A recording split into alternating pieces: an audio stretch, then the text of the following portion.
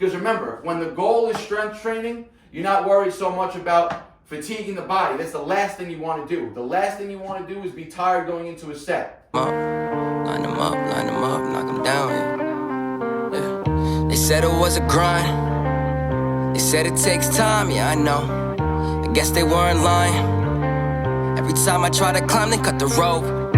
I fell straight to the bottom, got problems, I don't really want to talk about them, no. I've been down this road too many times to be afraid. I close my eyes when I walk down it. What's going on, YouTube? You're here with the Prez. Today's video, I'm going to be talking to you guys about the difference between training for strength and training for hypertrophy.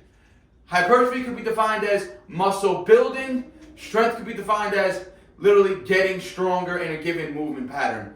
So first, let's actually define the two and define their adaptations and how the body reacts to each type of training.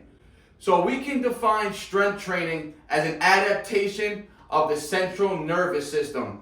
It's a product of allowing your body to get better and better at producing maximal force output at a quick time. You want to be able to perform the movement as fast and as powerful and as explosive each rep as possible, not necessarily meaning the rep is going to be explosive, but you want to be able to produce that amount of force output when dealing with heavy loads or heavy intensities when the goal is strength training.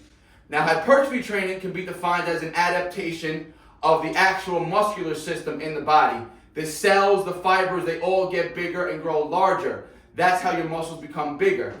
Now, you guys have seen, I'm sure in the past, a very strong person that's not that big, because you can get extremely strong without building big muscles. Think about wrestlers, boxers, people that require sports that have weight classes, Olympic lifting. You could find a 150-pound Olympic lifter that could squat and snatch and deadlift over 300-400 pounds in each of those movements, but their muscle size isn't that big. That's because they train their body and their nervous system to be extremely strong at those given movement patterns.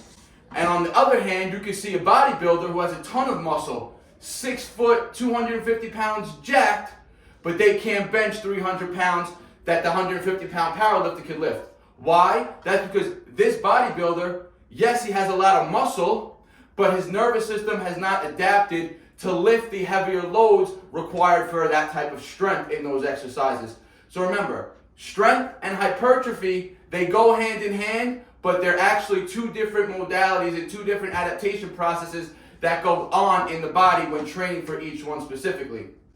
So one more time, let's reiterate that. Remember, strength is an adaptation of the nervous system. It teaches the nervous system over time to get better and better at firing your muscle fibers and producing maximal force for a given movement. Whereas hypertrophy training, again, that could be defined as an adaptation to the actual muscular system itself, where the muscles and the cells and the fibers are actually getting bigger and being broken down in the given workout, right? So, how do we go about training for each? How do they go together? How do they complement each other? And how do they differ in the training styles, right? So, like I said, when training for strength, you're training for maximal output of force. You want to be able to lift whatever, you want to be able to produce that amount of force in whatever exercise you're trying to get stronger at. So for instance, when I'm training to get stronger in weighted pull-ups, I'm taking very long break periods, right? Training close to failure each set, and again, allow my body enough time so the nervous system to recover between each set for me to be able to produce the amount of force needed for however many sets I'm going to be doing, right? So let's just say I'm doing 98-pound pull-ups, right? And I can only get 1 or 2 reps. If I can only get 1 or 2 reps on the first set, and I want to accumulate, let's just say 5 total sets, I'm going to have to let my nervous system recover enough time in between each set so I can hit the 1 to 2 reps with that 98-pound load. Is that going to be directly making my muscles bigger? Not directly. Remember also, hypertrophy is a product of volume. We're going to talk about that and we'll touch into that in a little bit. So strength training. Long break periods are required for you to allow the nervous system to recover and be fully fresh so it can produce that maximum force output every given repetition for every set that you're going to be going into. So again, 98-pound pulls, let's just say I'm doing a 100-pound pull. I can only get 1 rep. I get 1 rep on set 1. I'm basically reaching failure each single repetition. aiming for a 1 rep max. So in order for me to be able to produce, let's just say 5 sets of 1 rep, ideally I would want to take 5, 10-minute breaks in between each set so I'm completely fresh. That's going to really allow the nervous system to go into each repetition and each set fresh and able to produce that maximal force output. Now, if I was to lower the break periods, let's say I was only to rest 90 seconds to 2 minutes, maybe I'll pull out 1 rep for the first set, the second set, and the third set, but eventually the nervous system is going to get too fatigued and it's not going to be able to fire up for the remaining sets. So strength training is an adaptation of the nervous system. In order for that nervous system to be able to fire and produce that force, it has to be fresh for every time you're getting up to whatever exercise you're going into. Deadlifts, pull-ups, bench press, snatches, any movement pattern that you're going into, you want to be completely fresh. That's why the break periods are 100% crucial. Ideally, if say I wanted to get really strong in a movement and I had all day long to train it, I would train my total volume split up throughout the whole day, resting 30, 40, up to an hour in between each set or each attempt that I'm going into. Fueling my body in between each set. Because remember, when the goal is strength training, you're not worried so much about fatiguing the body. That's the last thing you want to do. The last thing you want to do is be tired going into a set. So now let's tap into some hypertrophy training principles.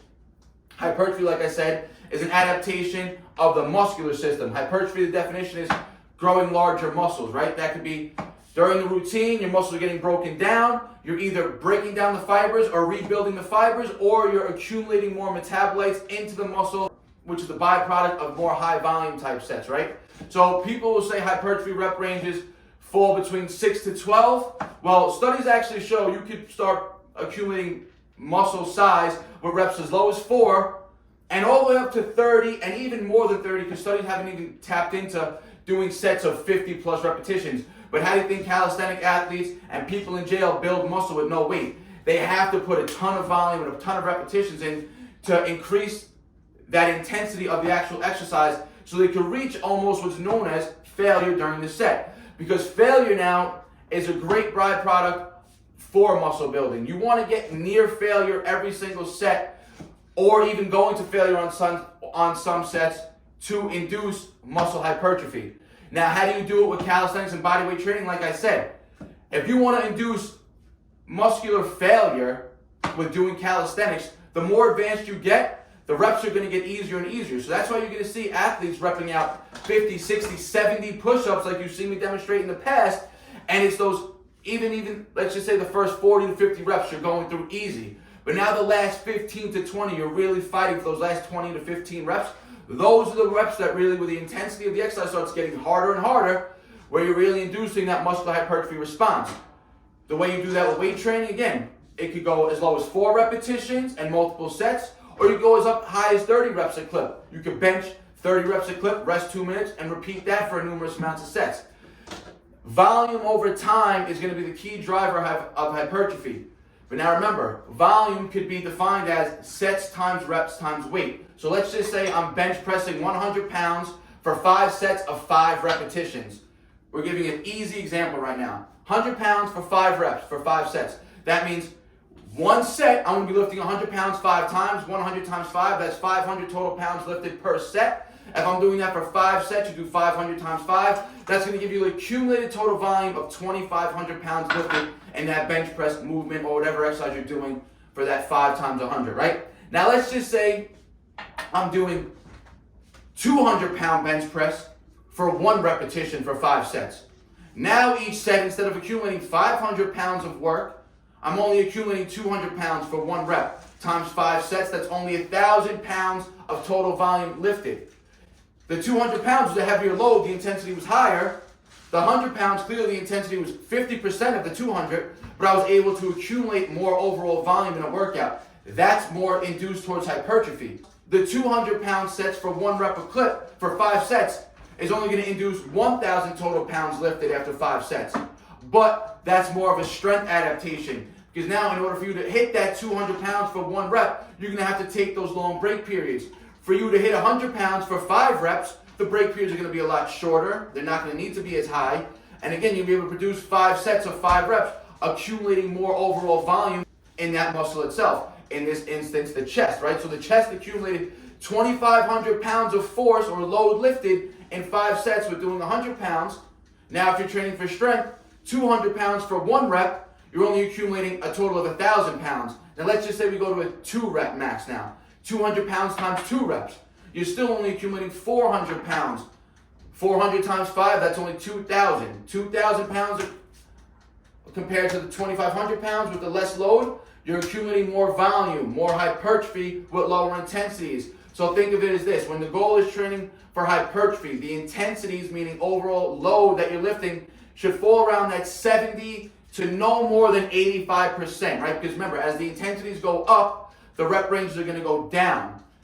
Lower intensities, higher reps you could get done, right? Higher intensities, lower reps. So if you're starting at an exercise where you're doing 70% intensity, that's probably the exercise where you could probably hit 10, 12, 15 reps a clip. Rather easy, take a 2-minute break, repeat that. If you could do 3 or 4 sets of 15 reps of a given weight, that's going to accumulate a ton of volume. Now if you're going towards 90, 95% of your 1 rep max now, and the volume per set is lower now you're falling in that 3 to 5 rep range. What's going to happen? After those 5 sets, the overall volume is going to be much lower because the overall repetitions that you put in are a lot lower. But the adaptations are going to be completely different. You're going to be training the nervous system to get stronger at the heavier loads, and then you're going to be training the muscular system to get bigger with the lower intensities. So remember, hypertrophy training, you want to think about falling in that 70 to 85% of your 1 rep max intensity range, where the reps could fall as low as 4. If you're doing sets of 4, you want to accumulate more total sets, right? So 4 reps a set. Let's say we do 6 sets total. That's going to accumulate 24 total reps. Now let's just say we're doing sets at around 80%. We can hit maybe 8 reps a set. 3 sets of 8, 24 reps. You understand what I'm saying? You can accumulate the same amount of volume just by adding or decreasing the amount of sets you're doing compared to the amount of intensity that you're using for the exercise. But remember this, guys, like I've said many times in the past, the bigger a muscle, the more potential for that muscle to be strong. And the stronger a muscle, the more potential for that muscle to get bigger. Because again, if you're strong, like I said, if we only train strength, right? Let's just say we don't ever train for hypertrophy. Our goal has always been to be a strong power lifter. And now I'm a 150-pound power lifter that could snatch 300 pounds, that could do weighted pull-ups with 150 pounds added to me. Now my goal is, as always, let's say my goal has always been, I want to compete in the 150-pound weight class, but I want to be the strongest 150-pound weightlifter. So I'm going to be training my nervous system over time to get stronger and stronger at the exercise I want to get better at. Let's just say I want to get stronger at weighted pull-ups. And like I said, let's just say I built up to a 100-kilo pull at 150-pound body weight.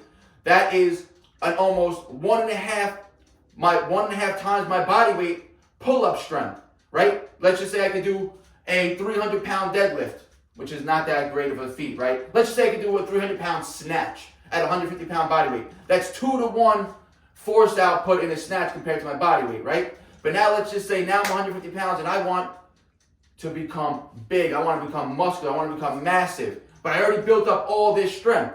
You know how easy it's going to be for me to put on muscle now? Why? Because now all I got to do is, so my max pull-up is 150 pounds for 1. All right, let's say, okay, I'm going to drop down to 80-pound pull-ups. And I'm going to do sets of 10. I almost dropped down 50%, right? I dropped down to probably that 65, 70% rep range. But now I'm repping out 80-pound pulls for sets of 10, easy. You know how much overall volume my body's going to accumulate doing that? You know how much muscular response I'm going to get doing that? So it all depends, guys, on the intensity of your training. Remember, intensity always refers to load. And if you're doing bodyweight training, you're going to have to accumulate a lot of repetitions before that intensity gets really high and the reps start getting hard, where you can start producing that hypertrophy response when doing calisthenic training, right? So I hope this gave a little insight of the difference between training for strength and training for hypertrophy, how they go hand in hand, how they complement each other, and again, the different modalities of training when the goal is to focus on one or another. A lot of people will do what's called periodization, when they'll spend a specific amount of time only focusing on one adaptation, right? So you'll spend, let's just say, 6 weeks solely focusing on strength. That's called periodization. And the next 6 weeks you would focus on hypertrophy. Then the next 6 weeks you would focus on endurance. All the programs that I just recently written out from my new BARNATURAL fitness training platform, all my new programs are going to now be periodized. So we're going to have specific phases of training in all my programs to help you guys tune in and actually specifically focus on a set goal. Some people like to mix it up, but that also can cause a lot of confusion, right? When you start to go into what's called dual undulating periodization, which is when you start mixing modalities of training into a given overall program, right? So one day you would focus on maximal strength, one day you would focus on maximal hypertrophy. That's a great way to go about it, but it's more geared towards more advanced athletes or more advanced lifters, because they're the people who are more in tune what they actually need to do on those type of workouts, right? Because it can become very counterproductive to one day train strength and one day train hypertrophy if you don't know how to manage the overall volume and intensity throughout the given program. So sometimes periodizing the actual workouts where you know I'm only focusing on strength for this 6 weeks, then I'm only focusing on hypertrophy, can be a better route to go for some people, because it takes the confusion and the guesswork out of the training. So like I said, I hope to give you guys a little better insight into the differences between training for strength and training for hypertrophy. Me personally, over my career, I've always preferred to do the dual undulating periodization for my own personal goals, just because sometimes I tend to get bored with focusing on something for too long. And since I've been working with my coach since September, the first 3 months was pretty much all periodized towards strength. I didn't really focus on hypertrophy training until I decided to go into it, when I got bored of my training and I wanted to switch up the modalities a bit. And then I went back again into that dual undulating periodization, where one day I'm focusing on max strength and one day I'm doing a lot more volume work, which again, that has always been something that I prefer to do. But again, I've been doing this for many years and I know how to manage the overall volume and intensity of my workouts so I don't burn out. So if you guys have any questions about this type of strength training or hypertrophy training, let me know in the comments sections. I always get back to you guys. Like the video, it helps the algorithm out. Share it with your friends, your family. Hit that subscribe button if you're not subscribed yet. And like always, guys, peace out. BARNATURALS. Sad story, I ain't here for a symphony, no sympathy. When I was on the bench, you wouldn't sit with me. Now I'm on the court and I'm balling, my time's coming.